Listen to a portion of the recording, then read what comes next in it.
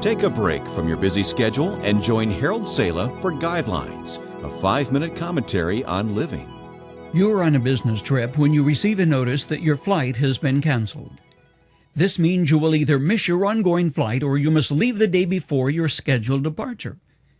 The problem is your business isn't finished, so leaving the day before is not an option.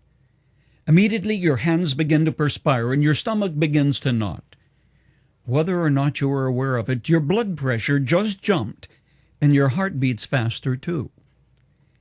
Living in a world when the future is on hold and everything is subject to change isn't the most tranquil, peaceful existence. Yet face it, you don't choose when to take your place in the line that reschedules flights. Hoping that there will be space for you on another flight, you take it as it comes. Now, travel isn't the only frustration-producing experience today. I'm thinking of my grandson, barely over 2 years of age, who patiently stood in line with his mother to take a little kid's ride at an amusement park. After waiting for almost 30 minutes, he was ready to take the ride. And that's when the attendant put down the bar and said, "That's all for today." Sure, tell that to a little kid who barely understands what he's saying, but that formidable big bar comes down, blocking his path to the little car. It speaks 1,000 languages. Now that bar may represent something totally different to you. A lawsuit, job cancellation, a rejection notice, a "sorry, we like your idea, but we've got too many books by that title already."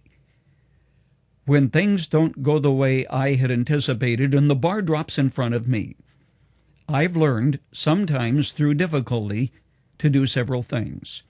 First, think through your options. This may mean mentally backing away from the frustration of not getting your way and asking, okay, what other choices do I have?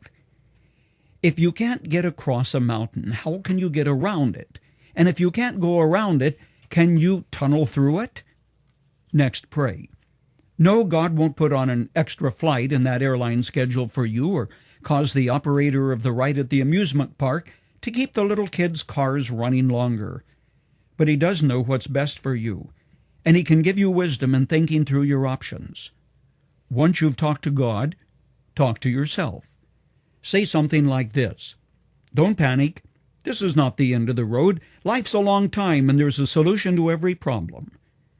This means you keep your perspective. When you are steamed up, angry, or really frustrated, you don't think clearly. Your thinking is destructive, your emotions angry, your logic is flawed. Hey, relax. Rest in the Lord. David, a man who knew frustration from the inside out, advised, "Rest in the Lord and wait patiently for Him." The prophet Samuel anointed David to be king, but it took 7 long years, a lot of heartache, and so much frustration that unless he had learned to trust God, he would have ended up as a basket case in a mental institution.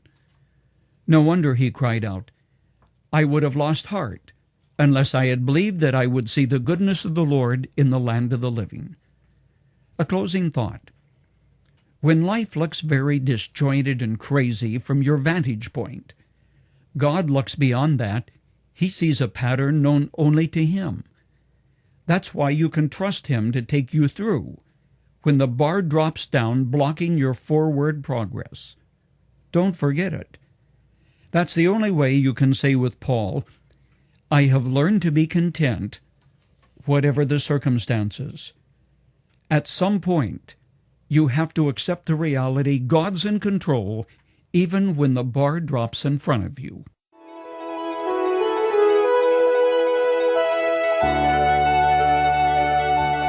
Like Christian, who was just a little over 2 years old when that happened, have you been standing in line when the bar dropped in front of you and you didn't like it a bit?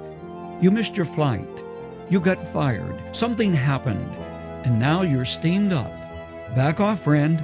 Talk to God, talk to yourself, and think through your options. Then move ahead.